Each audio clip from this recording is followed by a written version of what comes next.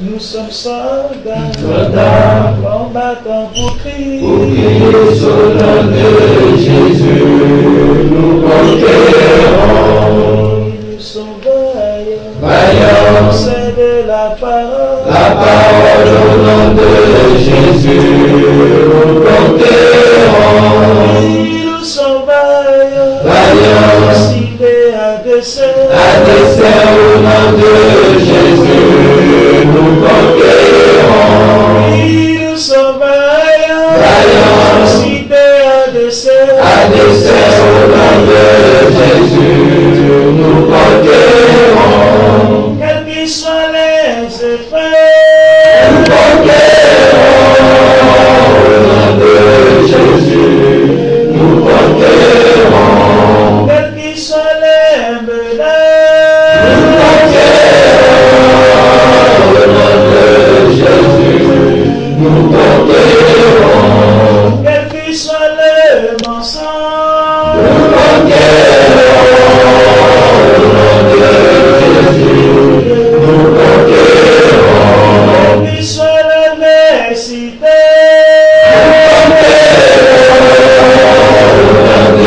Jésus, nous conquérons. nous sommes vaillants, Vaillants, cités à dessein. à dessein au nom de Jésus, nous conquérons. Nous sommes vaillants, Vaillants, cités à dessein. à dessein au nom de Jésus, nous conquérons. Nous sommes vaillants, Vaillants, c'est de la la parole. parole au nom de Jésus, nous conquérons. Nous sommes vaillants, Vaillants, cités à dessein. à dessein au nom de Jésus, nous conquérons. Quels qu'ils soient les mensonges,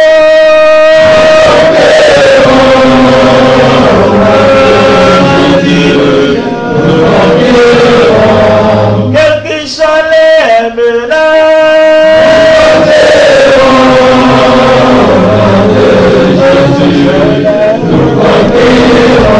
quels qu'ils soient l'adversité,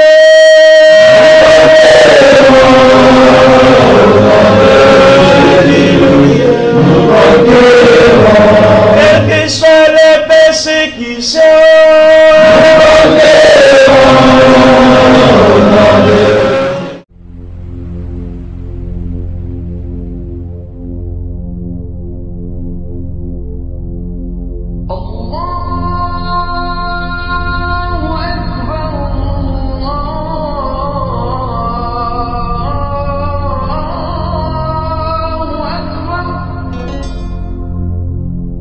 أشهد أن لا إله إلا الله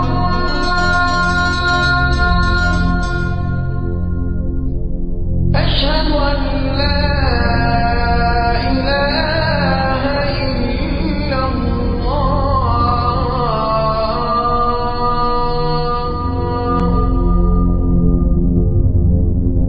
أشهد أن محمدا رسول الله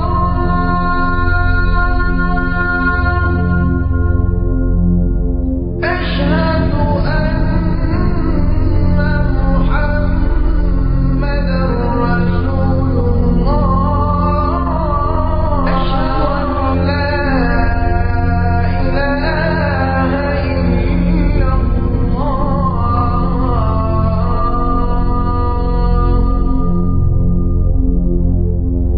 أشهد أن محمدا رسول الله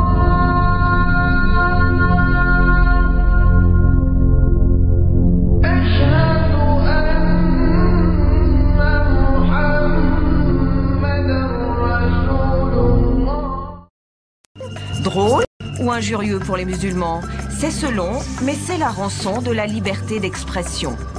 Alors faut-il pour autant mettre une burqa sur ses dessins, rouvrir la Bastille, rallumer les bûchers?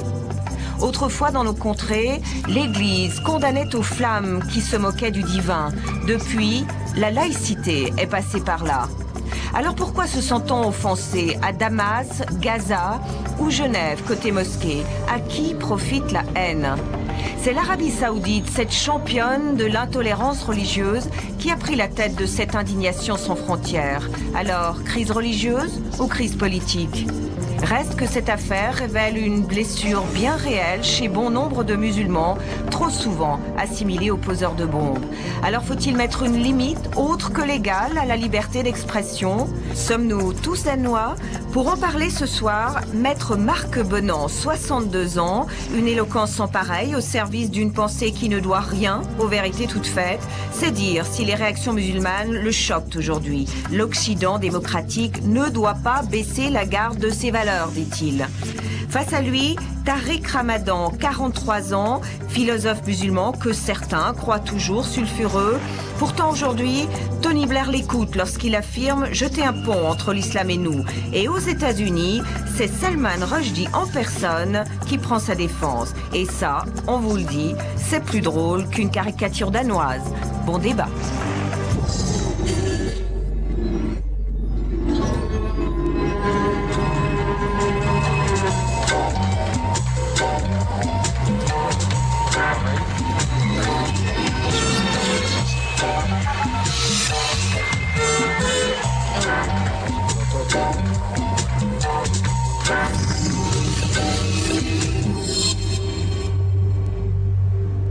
Madame, monsieur, bonsoir, bienvenue à vous, bienvenue à nos invités. Tariq Ramadan, bonsoir. Bonsoir. Des dizaines de milliers de personnes dans les rues des pays arabo-musulmans, des morts, on en recense aujourd'hui 5, dans cette histoire incroyable de ce jeune adolescent de 16 ans en Turquie qui assassine un prêtre à la sortie d'un service religieux.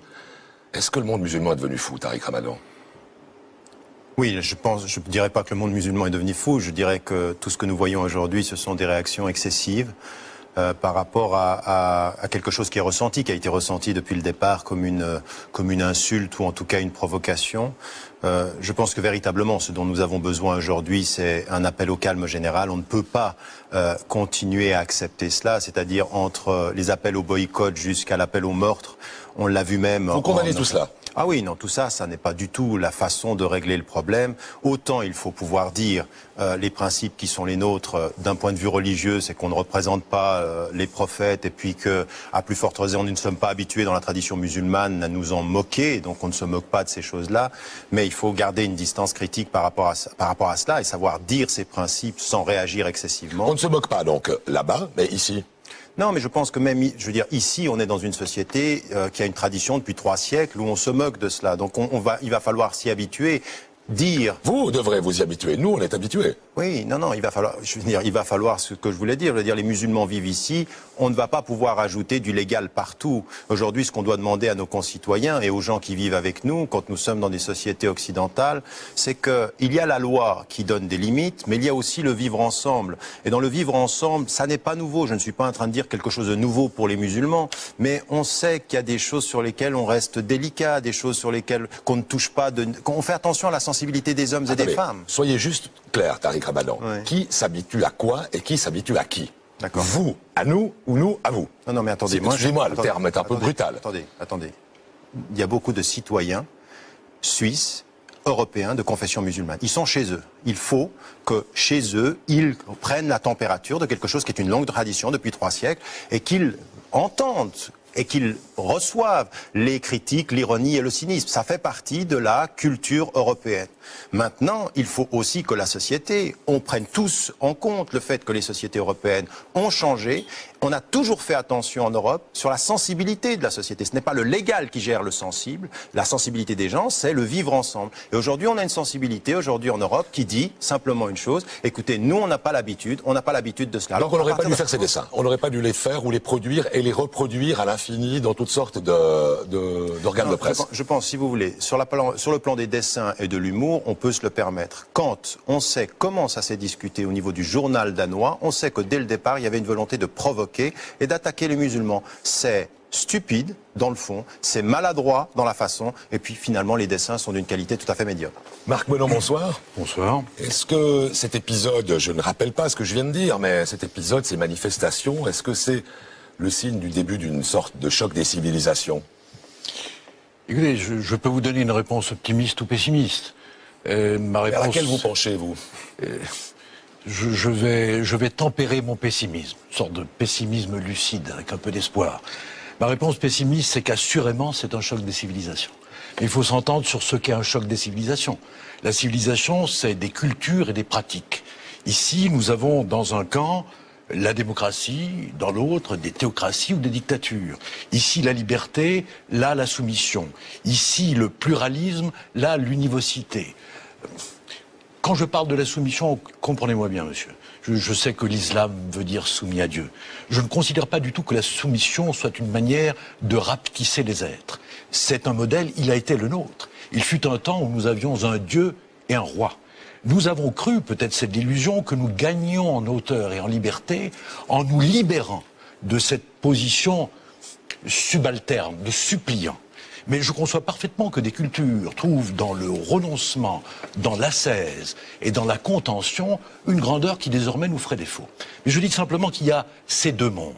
Ces deux mondes s'affrontent. Beaucoup en Occident sont dans le déni. Ils pensent qu'en évitant les mots, ils évitent le phénomène. Et ils pensent qu'il suffit de fuir par la négation pour ne pas avoir affronté l'inévitable. Un choc des civilisations, monsieur, c'est pas nécessairement une tragédie. D'abord, je commence par dire que c'est un choc des civilisations. Je ne dis pas c'est le choc de la civilisation et de la barbarie. Nous ne sommes pas dans ces situations analogiques à celles de la chute de l'Empire romain. Il y a deux visions du monde, avec cette singularité que la leur, si j'ose prendre cette distance... Mais alors qu'est-ce qu'on en fait avec ces deux visions, maître? Alors il y en a deux qui s'opposent, on voit bien, d'un côté la soumission à Dieu, de l'autre la non-soumission à ce Dieu, et l'égalité, et le principe d'égalité et de liberté. Je veux dire, je ne suis pas convaincu qu'il y ait des parades. Je pense que la tolérance, dans le vrai sens du mot, n'est pas une chose qui se décrète. Elle vient au bout du chemin. Elle vient lorsque nous aurons été, et les uns et les autres, affaiblis et enrichis par nos différences échangées. C'est à l'horizon. Alors, que pouvons-nous faire dans l'immédiat? Pardonnez-moi, je ne suis pas grand clerc. Je pense que, d'abord, la pédagogie. C'est assez extraordinaire de penser à quel point nous sommes ignorants les uns des autres. Alors expliquez peut-être à Tariq Ramadan cette pédagogie. Vous voulez lui faire la pédagogie de la satire et de l'ironie. Vous voulez lui dire, eh bien c'est notre droit de publier par exemple 12 caricatures, y compris représentant Mahomet. Ah, je vais lui dire ça et bien d'autres choses encore, mais j'étais plus équilibré dans mon propos, parce que lorsque je parlais de la pédagogie, je pensais à ce que l'on essaye d'apprendre à l'autre, à quoi on entend l'initier, comment on veut lui faire partager nos lumières ou nos clartés, mais aussi ce que nous avons à faire en nous-mêmes. Je suis frappé par l'incroyable ignorance collective de ce qu'est l'islam.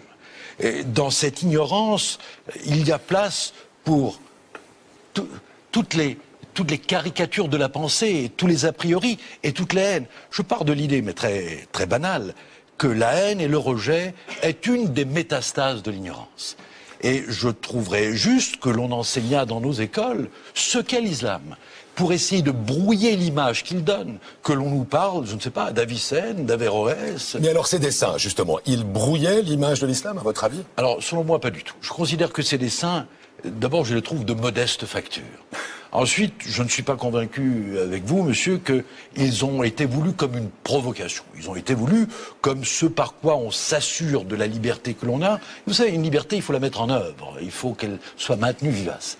Je ne suis pas convaincu qu'ils soient offensants. Mais ils vous ont fait rire. Il y en a en tout cas un qui vous a fait rire. Bien sûr, ils m'ont fait sourire. Mais laissez-moi vous dire pourquoi je trouve qu'ils ne sont pas offensants. Et je pense même, c'est un début de paradoxe, qu'ils n'ont pas offensé. Si je dis qu'ils ne sont pas offensants, c'est que bien sûr, on est dans le domaine du subjectif et de l'appréciation, et il faut toujours savoir d'où l'on parle, sous quel climat et sous quelle latitude. Mais je dis que s'ils sont offensants, c'est parce qu'est dans l'exclusive mesure où ils violent des interdits, celui de la raillerie, celui de la représentation du sacré ou du prophète. Et ce que je veux soutenir, c'est que ces interdits, pour légitimes qu'ils soient, pour nobles qu'ils puissent paraître, ne nous sont pas opposables dans une société laïque. Ne nous sont pas opposables. Écoutez, je crois que de ce point de vue, alors je vais commencer par répondre par la fin de votre propos. Je pense que c'est pas à vous de décider de ce que sont les interdits d'une religion, et vous le dites de façon assez claire. À partir d'un certain moment, il ne s'agit pas d'opposer. Il s'agit de dire, écoutez, nous vivons ensemble dans la même société, nous avons des interdits, nous ne sommes pas habitués à la raillerie sur le fait religieux, on peut se moquer de beaucoup de choses, nous n'avons pas l'habitude. Quand on vit ensemble, dans une démocratie, dans un cadre légal, il ne s'agit pas simplement de savoir ce que la loi permet, il s'agit aussi de savoir ce que les sensibilités reçoivent. Et quand on est dans la situation dans laquelle nous sommes aujourd'hui, à partir d'un certain moment, la liberté d'expression, elle est un droit incontestable. Son usage doit faire l'effet ou doit être le produit d'une approche raisonnable. C'est la seule chose. Est-ce que la satire peut être raisonnable?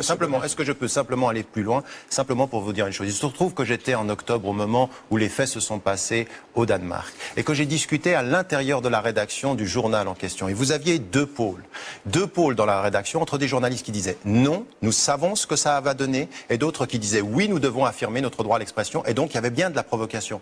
Mais ça m'amène à dire une chose. La façon dont vous avez présenté les choses au début de votre intervention, en disant nous avons affaire à deux mondes, je crois qu'elle est caricaturale et qu'elle est binaire et qu'elle n'est pas vraie. Ça n'est pas vrai que le monde occidental est aussi monolithique de la façon dont vous l'avez présenté. Et c'est totalement faux de présenter le monde musulman comme un tout monolithique qui serait à la soumission, au non-droit. C'est pas comme ça que les choses se passent. Les choses sont beaucoup plus complexes. Et en Occident, il y a bien débat et malaise autour de la question comment use-t-on du droit à l'expression? Alors comment use-t-on, Marc Benon? Je vais vous répondre, parce qu'il y a un sujet qui me paraît intéressant. Lorsque vous dites la liberté a des limites naturelles, la liberté d'expression notamment, et vous mettez l'accent à deux reprises déjà sur la nécessité, peut-être même la beauté de vivre ensemble. Et donc vous suggérez, mais vous me détromperez, qu'à vrai dire, dans l'exercice de ma liberté, je dois intérioriser la sensibilité de l'autre, minoritaire. Vous le faites tous les jours. Vous le faites tous les jours. Permettez-moi de conclure. La sensibilité de l'autre, minoritaire ou majoritaire. Alors, je suis toujours aux interdits d'ordre religieux. Au bout de cette logique, Monsieur Ramadan, il faudrait que ma liberté fût cantonnée par le respect de vos interdits, bien sûr, auxquels j'ajouterais très naturellement les 613 commandements juifs, auxquels je devrais ajouter... Vous mélangez les ordres, vous mélangez les ordres, je suis désolé. On ne vous demande pas de respecter nos interdits, on vous demande de respecter la nature de la façon dont vous en parlez. C'est pas la même chose. Je vous demande pas de respecter les 5 prières par jour, je vous demande de parler de façon décente, de la foi de l'autre. Mais le débat ici, Monsieur Ramadan, ce qui a pu blesser, et je disais tout à l'heure, et peut-être j'aurai le temps de le développer ou non, je pense que le monde musulman n'a pas été blessé. Je pense qu'on lui donne à croire qu'il est blessé. Je pense que des raisons politiques le mettent en œuvre au titre d'une blessure qu'il n'a pas éprouvée. Je pense qu'il n'est pas en position réactionnelle, pardonnez-moi, qu'il est en... Je suis désolé. Nous ne sommes pas dans la réaction, mais nous sommes dans... Au nom de quoi, Tariq Ramadan, faudrait-il respecter, comme vous le dites? Et ensuite, bien sûr, vous aurez le temps de parole que vous arbitrerez. Je dis simplement que si nous devions additionner les interdits des croyances, et j'exclus l'idée que nous ne prenions en compte que des croyances majoritaires, parce que, comme vous savez, les majorités changent. Il n'y a pas de doute que dans nos pays occidentaux, l'islam, aujourd'hui, a une forte, belle, accueillie présence. Mais si nous avions à ajouter les sensibilités, les interdits on le de fait tous les jours. Vous le faites avec les gens qui sont de la même culture que vous. Vous le faites chez vous. Je parle de la liberté d'expression. Mais vous le faites. Vous mesurez votre liberté d'expression quand vous essayez de ne pas frapper ou de blesser la sensibilité de ceux qui vivent avec vous. Et c'est pas la loi. Bien sûr, nous ne demandons pas plus de censure, nous demandons simplement plus de respect. Non, vous demandez beaucoup plus de censure, puisque vous auriez voulu qu'au titre de la sensibilité qui est la vôtre, et dont je dis 1000 fois qu'elle est légitime et qu'elle a sa noblesse, que nous nous soyons abstenus de publier. Oui, qu'on mesure ce qu'on est en train de faire. Écoutez, attendez, je veux dire, vous voyez l'ordre du monde, monsieur, vous voyez l'ordre du monde. Je vois le désordre du monde. Vous voyez le désordre. Je pense que ce ne sont pas mes caricatures qui en sont à l'origine. Oui, mais je vais vous dire une chose. D'abord, il y a deux plans sur ce que vous dites et je crois qu'il faut les distinguer. Vous avez raison sur un point fondamental. Deux plans, je crois, vous dites et qu'il faut les distinguer. Vous avez raison sur un point fondamental.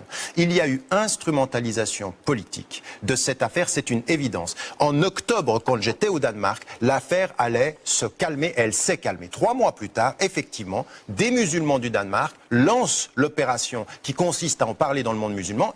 Alors attendez, désigner les exploiteurs de cette affaire. Qui les a exploités? Qui a exploité cette affaire? Il y a eu des responsables d'organisation, il y a eu des imams qui se sont rendus... Islamiques, les organisations. Attendez, il n'y a pas de problème là-dessus. Je veux dire, vous n'allez pas me... Je vous fais préciser, c'est tout. On est d'accord, ils sont allés. Il y a eu des réactions dans le monde musulman. Il faut savoir une chose, et c'est vrai que aujourd'hui, dans le monde musulman, un certain nombre d'États peuvent utiliser la ferveur populaire pour montrer combien ils sont les défenseurs de l'islam et justement lancer cette opération-là. Là-dessus, il n'y a aucun doute sur le fait que cela s'est passé. Mais d'un autre côté, nous savons aussi qu'un certain nombre, et ça s'est passé au Danemark, de courants d'extrême droite étaient très contents de l'instrumentalisation politique dans l'autre sens. Alors attendez, attendez. Moi j'aimerais juste... Attendez, laissez-moi juste terminer sur la sensibilité. Non, c'est ma petite partie, si vous permettez. Ça va pas durer longtemps, je vous promets. Que je vous dise à ceux qui nous écoutent que vous pouvez évidemment réagir aux propos, et je vois que ces propos sont vifs et je m'en réjouis, et de qualité, qui sont échangés ici par SMS. Je vous donne la manière de procéder. Vous tapez infra, votre message, puis envoyez le tout au 939, que Mix et Remix, notre dessinateur, grand blasphémateur régulier de toutes les religions, eh bien, se moquera de vous, comme il se doit, et comme il se moquera aussi de lui-même. Une dernière chose, ne téléphonez pas ce soir à la télévision, ça pourrait faire sauter notre centrale. D'ailleurs, à ce propos, ne faites rien sauter du tout à la télévision, si c'est possible, ce soir.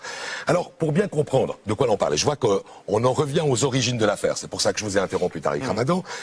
Denis Poffet nous a préparé un petit sujet qui nous raconte, au fond, les origines de l'affaire. Comme ça, on situera un peu mieux les questions et les problèmes. Et puis, on revient au débat ensuite. Regardez ce sujet. C'est une véritable bombe à retardement. Le 30 septembre dernier, le Jyllands-Posten, le plus gros tirage de la presse danoise, publie 12 caricatures sur le thème des visages de Mahomet. Alors, pure exaltation de la liberté d'expression, chère à nos démocraties, ou provocation gratuite, sachant que l'islam interdit la représentation de Dieu et des prophètes. Et ajouter à cela une satire sur le paradis promis aux martyrs d'Allah. Et pourtant, il faudra près de 3 mois jusqu'au début de l'année pour que l'indignation du monde musulman gagne la rue. Partout en Syrie, au Liban, en Afghanistan, les passions se déchaînent. On brûle les représentations des pays nordiques et même par erreur le drapeau suisse. Les débordements font plusieurs morts, les appels au calme, même de la part de modérés musulmans, n'y changent rien.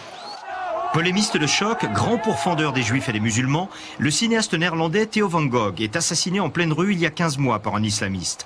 Un écrivain danois vient de lui consacrer une biographie qu'aucun dessinateur n'osait illustrer. Et c'est ainsi qu'est né le défi des caricatures du Jyllands-Posten. Depuis, on le sait, ces dessins ont fait le tour des rédactions occidentales. Le Monde vient d'en publier 2, uniquement, dit-il, pour donner des clés du débat. D'autres quotidiens ne se sont pas privés de les étaler à la une, au nom de la sacro-sainte liberté d'expression. Mal en a pris au directeur de la publication de François. Il vient d'être remercié pour les avoir publiés dans son intégralité. Plus près de chez nous, la Liberté essuie, il y a peu, une avalanche de protestations pour avoir croqué le prophète Mahomet lorsque des bains publics ont instauré une séparation des sexes en faveur des femmes musulmanes. Mais n'existe-t-il donc pas en Occident une longue tradition irrévérencieuse envers notre clergé et nos croyances, fussent-elles à l'égard de Dieu en personne? Faut-il décréter la fatwa contre notre dessinateur maison qui se permet toutes les libertés allant jusqu'à clouer le Saint-Père au pilori?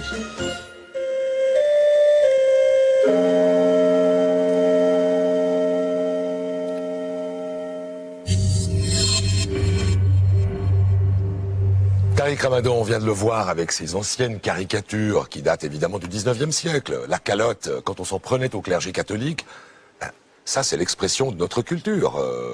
Pourquoi, au fond, ce type de caricature ne pourrait... Pourquoi c'est pas vous finalement, le caricaturiste en islam, qui ferait des caricatures pour expliquer qu'on peut-on faire?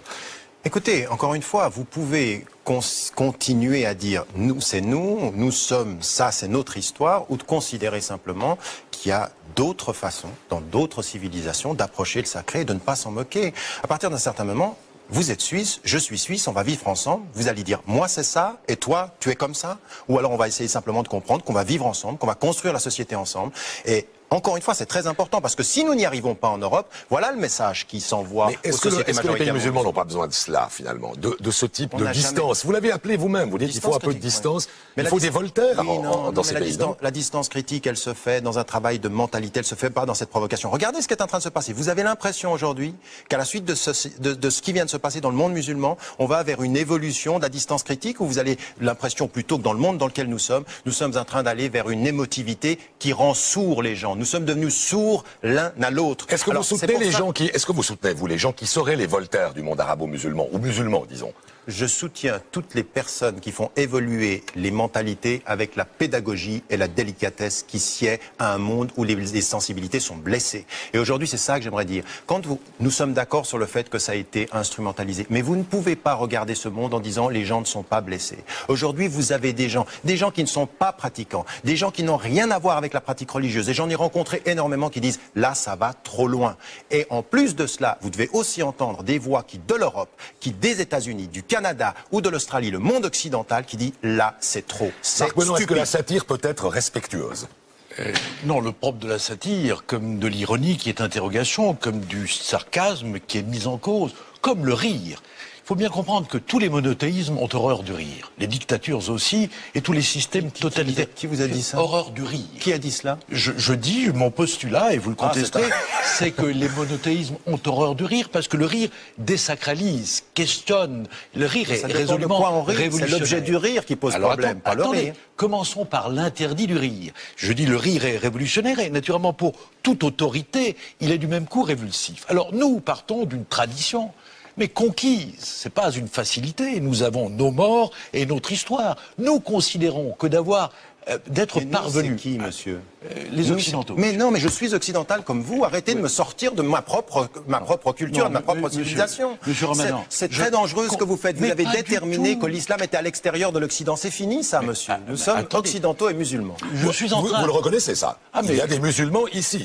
Alors vous me mettez où? Vous me mettez où? Vous allez mettre mon rire à l'extérieur de l'Occident? Non, je vous mets d'abord dans une double appartenance, monsieur. Très bien. C'est d'abord, et je ne dis pas que vous êtes duplice, je dis que vous êtes duel. C'est pas tout à fait la même chose. Et cette double appartenance fait de vous un fabuleux passeur, comme on le dit ici et là. Et je serais ravi que vous apportiez dans des lieux où nous n'avons pas accès, le message des valeurs que nous défendons. Ou chez vous, les valeurs l'expression de valeurs que vous n'entendez pas. Mais c'est pas tout à fait exact que nous ne les entendions pas. Nous considérons simplement qu'il y a au centre, consubstantiel à notre démocratie, une valeur majeure. Toutes les autres sont des arcs-boutants. C'est la liberté.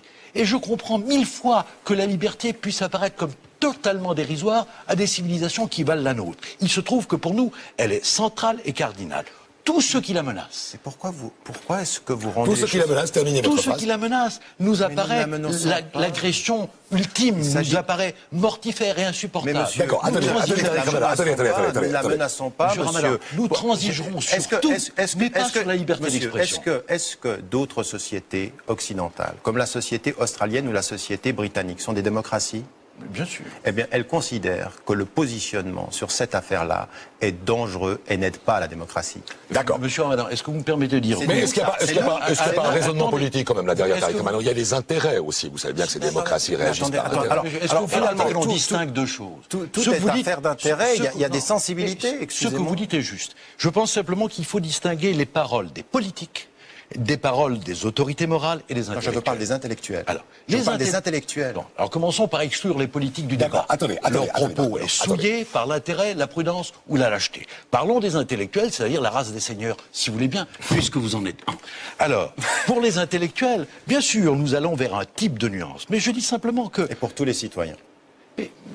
Oui, parce que ce que nous aurons pensé, monsieur, ce que nous aurons permis aux autres d'apprendre, pardonnez-moi ce nous qui paraît vaniteux, ce que les intellectuels auront permis aux autres d'apprendre sera infiniment heureux. Commençons par tomber d'accord. Et que nos accords tombent en pluie d'or sur les citoyens du monde entier sans aucun doute. Oui. D'accord. Attendez, on ne va pas épuiser la querelle théologique ici, mais il y a quelque chose qu'il faut qu'on s'explique et qu'on explique à ceux qui nous écoutent, c'est au fond cette affaire de représentation du divin. Alors Jacques Wartenburg, vous êtes un fin lettré, un expert, si j'ose dire, en religion musulmane. Expliquez-nous brièvement en pourquoi, dans la tradition musulmane, dans la tradition et dans les textes, il est interdit de représenter la figure divine.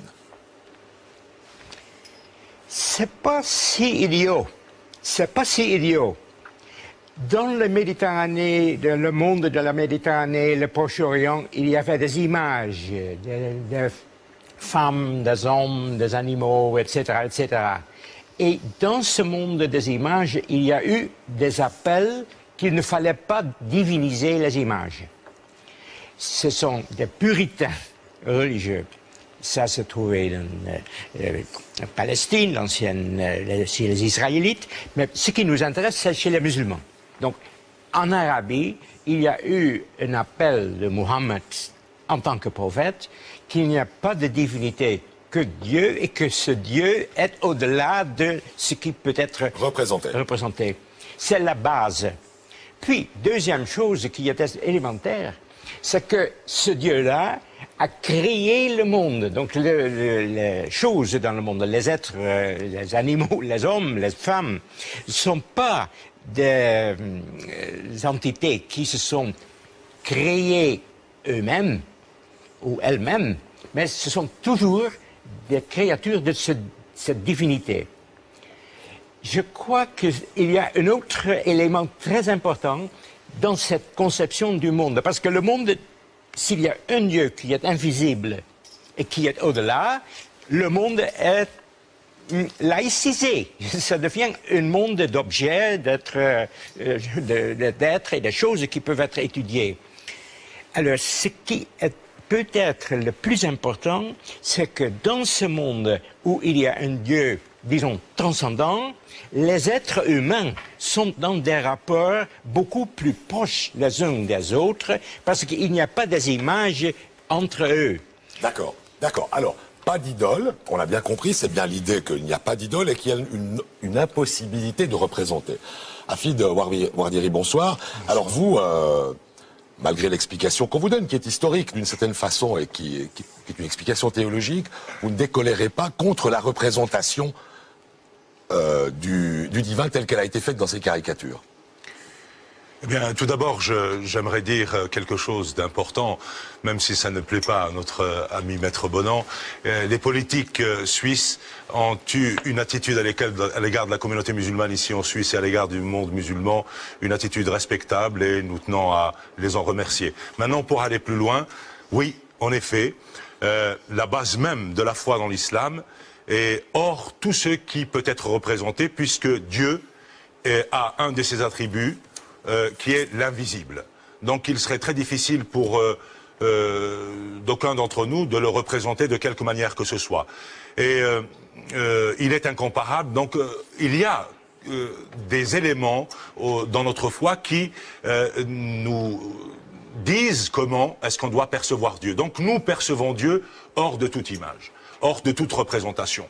Et ce qui est important aussi... Mais pourquoi faudrait-il que tout le monde perçoive les choses comme vous? Mais voilà, je reviens encore sur la même explication que donnait M. Tariq Ramadan. Le fait de respecter l'islam, ça n'est pas d'acquiescer ses revendications ou son dogme. La question là, c'est de respecter le sacré chez tout le monde, sans pour autant acquiescer ses revendications ou son dogme. Ce que nous demandons aujourd'hui, ce n'est pas que les gens respectent les dogmes de l'islam. Mais respecter, c'est donc ne pas publier, par exemple pour les dessins. Donc c'est censuré. Respecter, ce n'est pas publier. C'est censuré. C'est le souhait, effectivement, c'est le souhait du musulman. Effectivement, donc c'est censuré. Oui, un instant.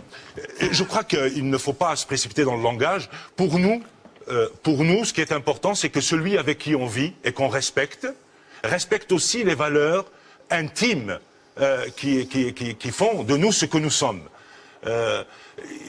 L'idée, on peut la discuter, mais quand on ne croit pas en cette idée, on peut en discuter. Mais dès le moment où cette idée, elle imbibe l'être, à ce moment-là, on prend des précautions pour savoir que cette idée est devenue l'être lui-même. Et c'est la raison pour laquelle aujourd'hui le musulman, eh bien, demande à ce que les autres, qui ne sont pas soumis ou obligés à croire l'islam, à respecter cet islam et que l'on puisse discuter de ce qui peut nous déranger dans un dialogue serein, respectable. Oh, le dialogue serein, vous n'avez pas commencé par le dialogue serein, monsieur Ouardiri. Oui, ce que j'aimerais dire... Ces caricatures provocantes, vulgaires, insultantes, obscènes... Oui, absolument, absolument. Qu'est-ce qu'il y a de mal à ce que je puisse dire que ces choses-là m'ont touché? Parce que je les considère comme vulgaires, comme insultantes, pour ce qui, pour moi, est un modèle qui me dépasse de très loin. Qu'est-ce que vous avez à lui dire, Voyez-vous, monsieur, l'avantage du monde laïque que je préconise et que je défends, c'est que l'opinion que vous exprimez, vous pouvez l'exprimer totalement librement. Et que vous pourriez même être plus démesuré dans votre critique de ce qui est fait, vous pouvez totalement... Et que vous pourriez même être plus démesuré dans votre critique de ce qui est fait, vous pourriez être haineux, ce que vous n'êtes d'aucune manière, et vous pourriez l'être sans que rien ne vous arrive. Monsieur Ramadan, pour qui il faut avoir toute l'estime du monde, a tenu sur des plateaux de télévision des propos qui ont offensé au plus profond beaucoup d'entre nous. Et je vous assure... Non, c'est ce qu'on en a fait et ce qu'on en a dit. Je les ai vus. Mais attendez, laissez-moi finir. Parce que ce que je vais vous expliquer... Cette petite allusion en petit dérapage, elle n'est pas digne d'un débat intellectuel. Reprenez-la, s'il vous plaît. Je reprends donc la ligne droite. Vous avez dit sur des plateaux de télévision, par rapport au fameux problème douloureux de la lapidation des femmes, vous avez parlé de ce moratoire. Je ne veux pas refaire ici le débat. Je dis simplement que l'on vous ait compris ou pas compris, beaucoup d'entre nous dans le monde occidental ont été, peut-être parce qu'ils ne nous ont pas compris, effroyablement touchés et bouleversés par ça. Mais il vous était permis de le dire. Et je vais vous dire, monsieur... Mais il n'y a rien de... Attendez. J'ai dit sur le plateau de télévision, cher monsieur, de dire des choses qui nous choquent au plus j'ai dit sur le plateau de télévision que je m'opposais à la lapidation. Personne ne vous a censuré, en somme. Mais vous voulez me censurer pour dire que je suis contre l'application de cela. J'ai dit que je l'avais condamné au Nigeria, en Arabie Saoudite. De votre existence. Je dirais que... Non, mais la façon dont vous le présentez donne à entendre... ressemblerait à l'enfer, parce qu'il n'y aurait pas d'antagonisme. Monsieur, la façon dont vous le dites donne à penser que je le promeux. Ce qui est, de ce point de vue-là, pas de probité intellectuelle sur ce plan-là. Je vais vous dire simplement que, quoi que vous disiez, et à supposer que cela nous paraisse choquant, vous ou quelqu'un d'autre, nous sommes quelques-uns, et moi le premier, si vous vouliez de moi, servi par l'ordre alphabétique, à être prêt à vous défendre pour que vous puissiez, dans vos propos, aller jusqu'à nier ce à quoi nous tenons. Ça, c'est la vision voltairienne de la liberté. Non, la vision voltairienne de la liberté est le fait de l'ironie. Tout ceci, nous ne sommes pas en train de le mettre en cause. Je suis en train de vous dire une chose. Sur le plan légal, il y a même...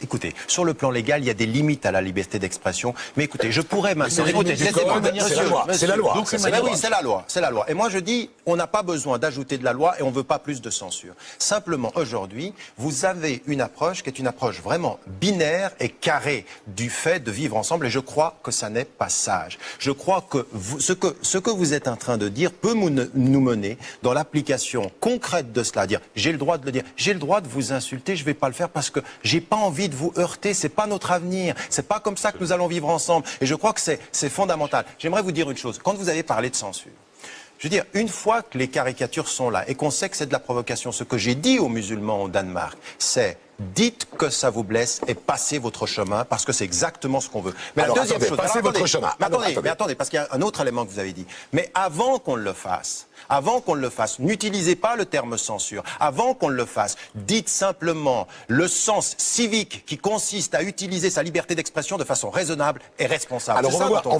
va voir avec vous, Alexandre Balamant, bonsoir, ce que c'est que l'utilisation civique de sa liberté d'expression. Alors vous êtes dessinateur au Journal de la Liberté, vous avez publié il y a un peu plus d'un an un dessin qui a fait beaucoup parler de lui, qu'on va voir à l'instant. C'est au fond le prophète qui sépare les eaux, parce que vous faisiez allusion à une piscine qui avait été louée à la communauté musulmane et qui voulait séparer les hommes. Mais vous êtes trompé, il s'agissait de Moïse là. On se trompe de prophète. Les hommes des femmes. Mais il y a de fortes analogies, de fortes identités dans le prophète. Oui, non, c'est la même tradition.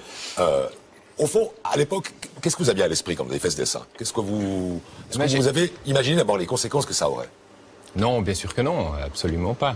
Pour répondre à Monsieur Tariq Ramadan, effectivement, c'est un transfert entre les deux prophètes. C'est le gag qui est dans le dessin. Voilà. Quelles ont été les réactions à la suite de ce dessin alors?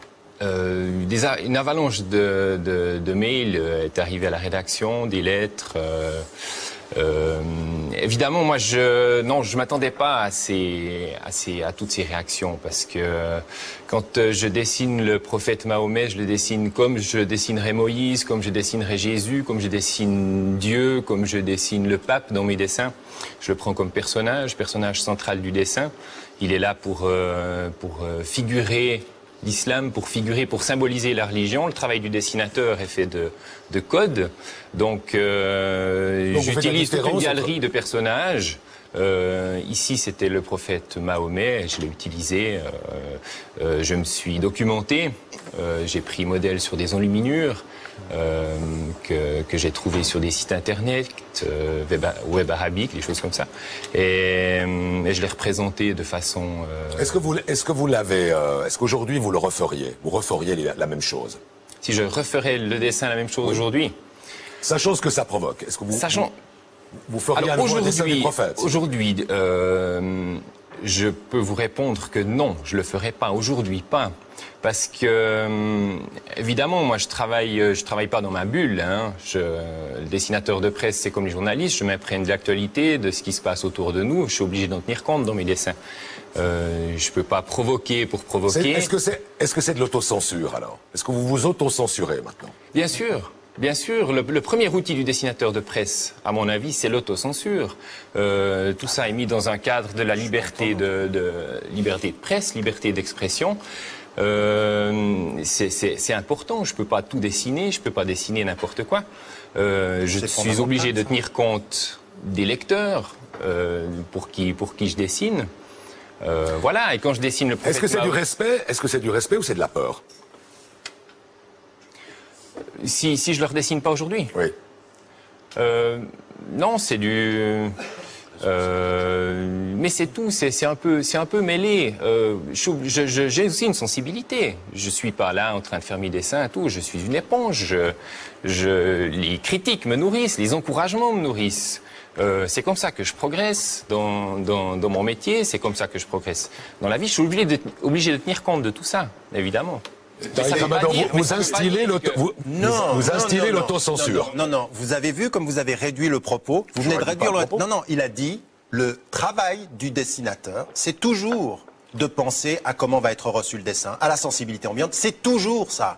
Et il se trouve que là, vous avez une nouvelle sensibilité dans votre société qui ajoute à cela, mais elle n'a pas créé quelque... Non, attendez, elle n'a pas créé quelque... qui a été dit. Non, il y a 2 temps. Il fut un temps où ce jeune dessinateur a dessiné Mahomet. Non. La question était de dire, le referiez-vous aujourd'hui? Aujourd'hui, il ne le referait pas. Ça veut dire que les censeurs ont déjà... Écoutez, vous n'avez pas entendu tout ce qu'il a dit. Il vient de dire, et j'aimerais que vous le répétiez, le cas échéant, vous avez dit que votre travail, de toute façon, avec ou sans cette affaire-là, c'est toujours un travail d'autocensure. S'il n'y avait pas les hurlements des foules haineuses, s'il n'y avait pas des morts, s'il n'y avait pas des otages pris, est-ce que vous seriez libre de redessiner Mahomet aujourd'hui? Assurément. Libre, mais responsable de ne pas faire. Je suis toujours libre de le dessiner. Vous, quand il y a une représentation de ce genre... Votre manière de faire est méprisante, parce que vous ne permettez pas à cette personne d'évoluer par rapport aux événements, non pas dans le sens de la peur, mais de son évolution personnelle, comprendre les choses. C'est aussi important. Monsieur l'imam, si je comprends bien... Je ne suis pas imam, je suis simplement un musulman qui vous parle. C'est déjà très bien, monsieur, c'est déjà très bien. Mais quand vous dites que je l'empêche... Vous faites beaucoup dans l'étiquette, hein, quand même. Parce que vous... Non, mais je pensais vous donner un titre. Non, mais ne me donnez pas très bien. de titre, maître. Je m'adresse à vous comme au plus humble des musulmans. Quand vous dites qu'il est en train de faire du progrès, comment est-ce que ce progrès se définit? Il vient vers l'acceptation de règles qui ne sont pas les nôtres dans une situation... Vous définissez le progrès comme l'adhésion. Non, monsieur, j'ai été pétri dans les écoles judéo-chrétiennes et à ma manière aussi, j'ai appris à comprendre et à connaître ce monde-là et à faire en sorte qu'il ait une harmonie entre ce que je suis en ce qui concerne mon identité spirituelle et le monde dans lequel je vis. Je fonctionne dans un rapport naturel de respect à l'autre. Ce qui est terrible aujourd'hui, c'est que je ressens chez ceux qui défendent la liberté d'expression le fait qu'ils ne défendent pas la liberté d'expression. C'est une sorte de dictature intellectuelle. C'est une manière un petit peu à faire avancer l'athéisme matérialiste contre tout ce qui peut être une sensibilité spirituelle. Mais est-ce que vous respectez ceux qui ne respectent pas Dieu? Voilà. Non, mais je les respecte dans la mesure où ils ouvrent avec moi le dialogue, mais qu'ils ne m'insultent pas. Voulez-vous, si vous permettez, monsieur, 2 minutes de dialogue avec vous sur le respect? Je ne crois pas un seul instant au respect. Non pas parce que c'est un mot creux, mais parce que c'est un mot trop plein. Chacun y déverse ses propres exigences. Alors, faut-il respecter l'idée que l'on combat? Faut-il respecter l'idée qui vous fait mourir? Faut-il respecter l'adversaire? Faut-il respecter l'ennemi? Jusqu'où faut-il respecter? Mais monsieur, c'est absolument incroyable. Je veux dire, on vous parle de respect et vous partez sur le respect des idées. On est en train de vous dire une chose. Vous vivez avec des citoyens qui défendent la liberté d'expression comme vous, qui sont dans l'état de droit. Et ils vous disent, il y a des choses dans mon intimité qui me blessent. Est-ce que vous pouvez respecter ça sans me parler de respecter les idées auxquelles vous êtes opposés? Est-ce que vous respectez les sensibilités des gens qui vous ressemblent et qui vivent dans la même société que vous? C'est possible ça? Non, il faut savoir. C'est possible, répondez à ma question. Mais je vais répondre. Si vous me permettez de savoir ce que vous entendez par respect, est-ce que respect c'est admirer? Je viens de l'exprimer là. Non, est-ce que respect c'est admirer? Est-ce que c'est obéir? Est-ce que c'est se soumettre? Respecter, ce n'est pas heurter la sensibilité d'un être qui vit avec vous. C'est possible. Faites-moi une définition positive du respect. D'accord. Est-ce que c'est part d'amour, d'estime, d'admiration, d'obéissance? Le respect est une obéissance. Alors, je n'obéis pas. C'est une reconnaissance, monsieur. Une reconnaissance de dignité, au-delà des idées que l'on professe. La reconnaissance Parfait. de dignité. Ça, c'est très kantien. Indépendamment, Oui, l'homme ne j'ai se... aucun problème avec la définition parfait. kantienne. Je vous propose une chose, monsieur, puisqu'un début de sympathie est en train de naître entre nous. Si demain, nous allions... Et c'est vrai, en plus. Mais votre sourire me dit que oui. Et si demain, nous allions, vous et moi sous votre protection, à Damas... ça, c'est pas sûr. Attendez. Je ne peux pas y entrer. Donc ça Bon, sera alors difficile. trouverons d'autres capitales musulmanes. Vous et moi, nous pourrions parler de l'impératif kantien, du respect de la dignité ultime de Et on l'autre, verrait, vous comme savez, si c'était la mienne propre. Vous savez, on verrait à Damas, on verrait, Tariq, vous savez, je vous appelle Tariq de la pour la religion sympathie. chrétienne et de la religion juive. Nous allons. ce dont on se rendrait compte, Oui. c'est qu'il y a entre la définition kantienne du respect et la tradition musulmane énormément de points communs qui détruisent votre perception de deux mondes qui ne se peuvent pas se parler. Je serais heureux de ces similitudes. elles sont là, Jean. J'aimerais que l'on proclamât ces identités. Ben, je les J'aimerais proclame. qu'elles fussent claires à l'esprit des uns comme des autres, et pas simplement aux quelques lecteurs que nous pourrions être. Vous D'accord. comprenez? Attendez. Philippe Beau, bonsoir. Vous êtes un prêtre. Vous écrivez souvent des chroniques dans 24 heures.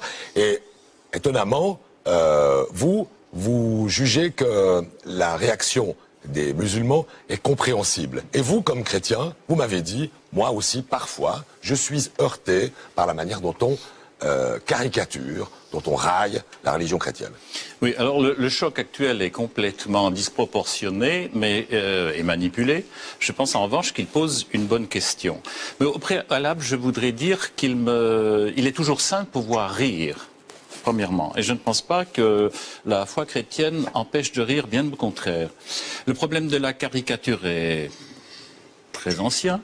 Au IIe siècle, on trouve un âne crucifié, par exemple, dans des graffitis. Mais, Maître Bonan, je voudrais simplement vous signaler qu'au Moyen-Âge, il y avait la fête des fous. On introduisait l'âne dans la cathédrale et on chantait Kyrie eleison en faisant les ians. Donc, avant Voltaire, on s'est déjà bien amusé et je pense que c'est extrêmement sain. Je ne rappellerai pas ici la fable de La Fontaine aussi avec l'âne qui porte des reliques et qui s'imagine qu'on l'adore, et puis Tartuffe. Alors, rire de soi, c'est une chose saine. Rire des autres, c'est beaucoup plus problématique. Et alors, quand on rit des chrétiens ou des catholiques, parfois, ça vous heurte. Alors, quand on rit de soi, il faut pouvoir le faire avec goût, intelligence, esprit. C'est extrêmement rare. Et quand on atteint des personnes, ça peut être extrêmement grave. Alors là, je vois que les frontières sont très souvent franchies impunément. Et alors, j'oserais employer le mot de respect. On se doit de respecter les croyances de chacun.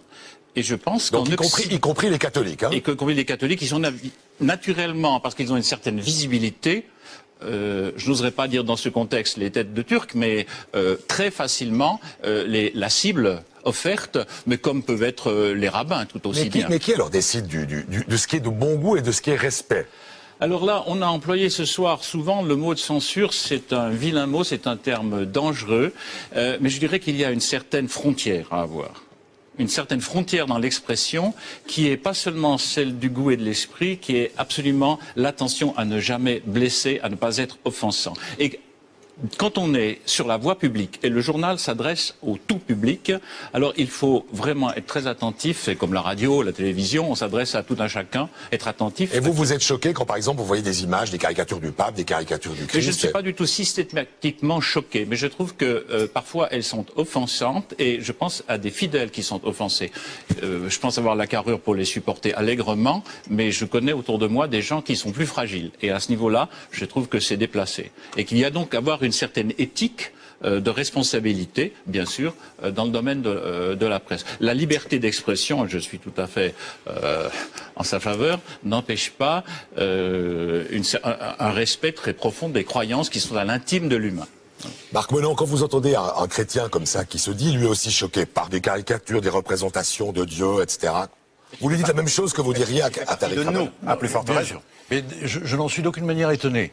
Et les positions prises par les chefs, les représentants des églises monothéistes sont d'une singulière concordance. Mais c'est ce que je disais tout à l'heure, le monothéisme aoriste d'une singulière concordance. Mais c'est ce que je disais tout à l'heure, le monothéisme a horreur du rire qui désacralise. Je ne suis pas du tout étonné, monsieur, que vous considériez, avec les quelques exemples que vous donnez, que le rire n'a pas de droit de citer, mais ce n'est même pas une critique de ma part, là où il y a vénération.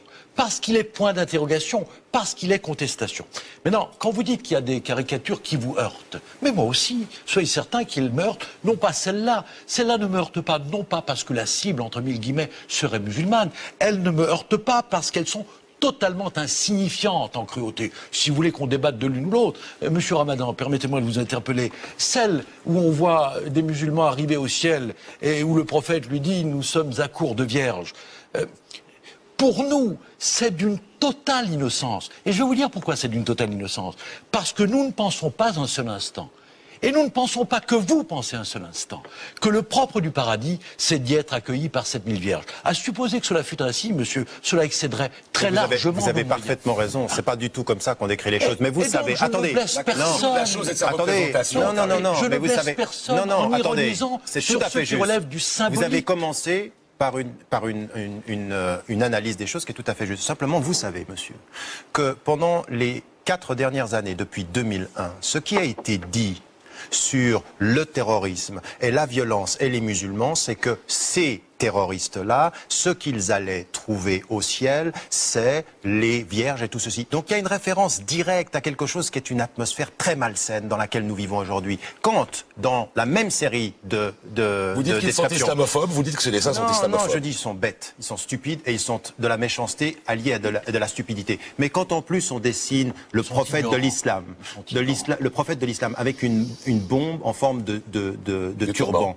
c'est quoi qu'on est en train d'envoyer comme message dans l'atmosphère dans laquelle nous sommes? Parce que, monsieur, ce que j'aimerais dire, c'est que la liberté d'expression ne se mesure pas simplement à ce que la loi vous donne à dire, mais à ce que l'atmosphère internationale vous demande de considérer. Alors, attendez. C'est-à-dire, c'est une vision de la liberté qui est fonction de la réception de l'exercice de la liberté. C'est faux? C'est faux. Mais tout le monde a fait cela.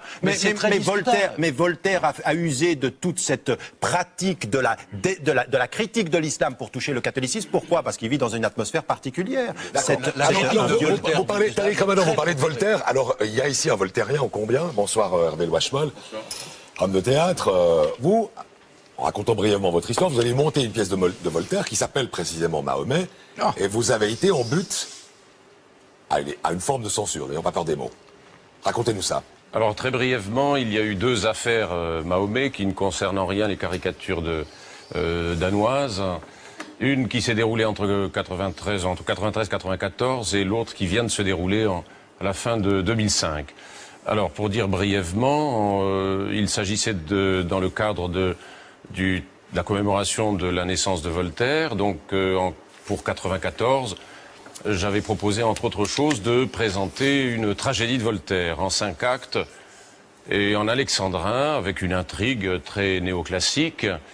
Et cette proposition a été contestée, combattue par voie de presse, de différentes façons, par messieurs Ouardiri et Ramadan. De la façon, laissez-moi parler, monsieur Ramadan. Vous avez tout loisir de vous exprimer. Laissez-moi parler, sinon je m'en vais. Allez-y, allez-y. Je ne vous ai pas interrompu, laissez-moi parler.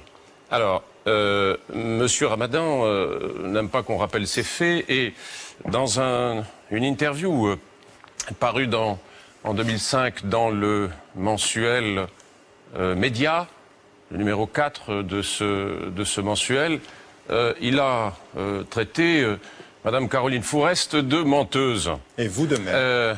Une seconde, monsieur Ramadan. Laissez-moi finir. Restons sur la pièce, monsieur Louachmol. Je ne peux pas. Ma parole est contestée par monsieur Ramadan. Je dis que c'est lui le menteur. Et je vais, si vous voulez bien, le prouver. Monsieur Ramadan a donné une interview le 25 septembre 93 dans le journal de Genève. Il a, le 28, le conseiller administratif a donné un préavis négatif suite à cette interview. Absolument. Le 3 octobre, M. Ramadan intervenait dans un débat organisé au Poche. Il y a ici des personnes qui étaient présentes. Le 7 octobre, il a publié une lettre ouverte dans les journaux. Et le 11 octobre, je recevais une lettre officialisant la décision du Conseil. Donc la subvention. Absolument. Voilà, d'accord. Et vous dites, c'est de sa faute. Non, il a le droit de donner son opinion. Personne ne lui conteste ce droit, ni le droit de M. Ouardiri de contester, de débattre. Nous sommes en démocratie, là, ils ont le droit. La responsabilité de la censure incombe aux politiques, c'est clair. Ils ont le droit de dire que ça les blesse, etc., etc. Donc, ça c'est en ce qui concerne la première affaire, Mahomet. La seconde vient d'avoir lieu. Deux lectures de cette pièce étaient prévues. L'une à Saint-Genis-Pouilly le 8 décembre. En Françoisine, voilà. En Françoisine, et l'autre le 10 décembre au théâtre de Carouge.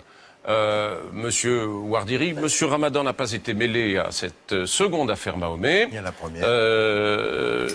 Monsieur Ramadan, laissez-moi parler, je finis.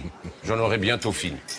La seconde affaire, Monsieur Ouardiri est monté seul au front et malheureusement, pour lui, les autorités françaises et suisses ont décidé qu'il fallait appliquer les lois de la République et que cette lecture aurait lieu. Elle a eu lieu, c'est vrai, sous protection policière, et j'en étais désolé. Les spectateurs qui ont assisté à cette lecture ont trouvé tout cela de bonne aloi. C'était une lecture tout à fait, disons, sensible c'était une lecture de la pièce qui n'agressait absolument personne. Hervé Lachemol, qu'est-ce que vous tirez de ces deux affaires? Quelle leçon vous tirez de ces deux affaires? On vous a censuré, au fond. Il y a eu une tentative la première fois qui a abouti, la deuxième fois ça a échoué.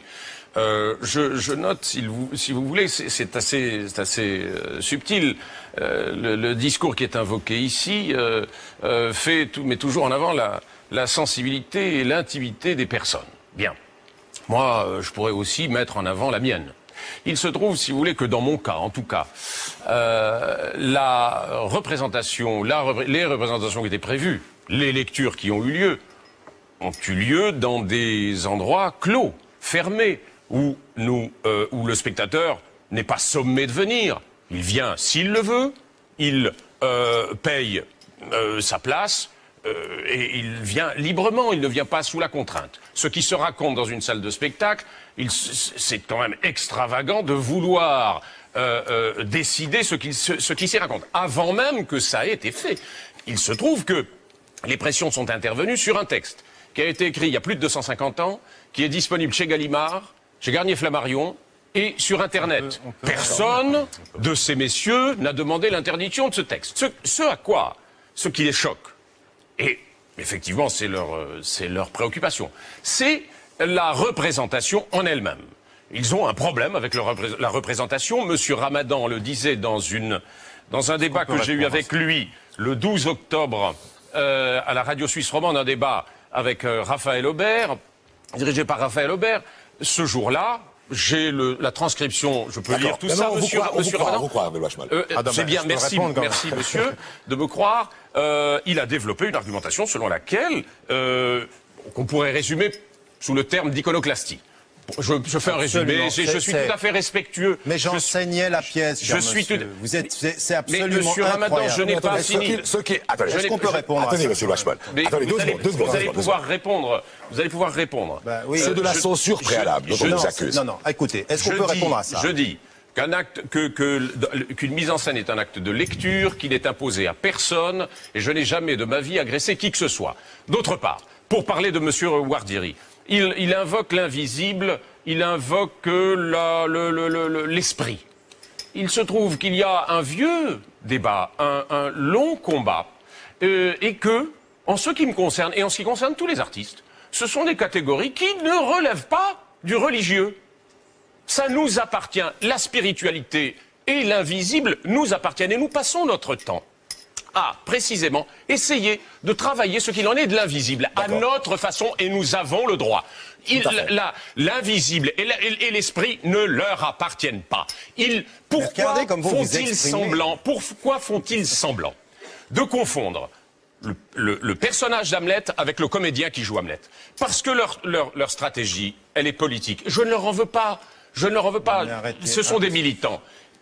Leur stratégie est d'islamiser la démocratie et non pas de démocratiser l'islam. D'accord. Et je le vous regrette. avez dit assez. Hervé Lachebal, si on vous a invité, c'est parce qu'au fond, là, franchement, c'est grave, Tariq Ramadan. Non seulement c'est grave ce qui est dit, mais j'aimerais... préalable, on va dans les salles de théâtre, on interdit des pièces dans des lieux privés. Je n'ai jamais demandé la censure, mais je vais même vous dire une chose. Cher monsieur.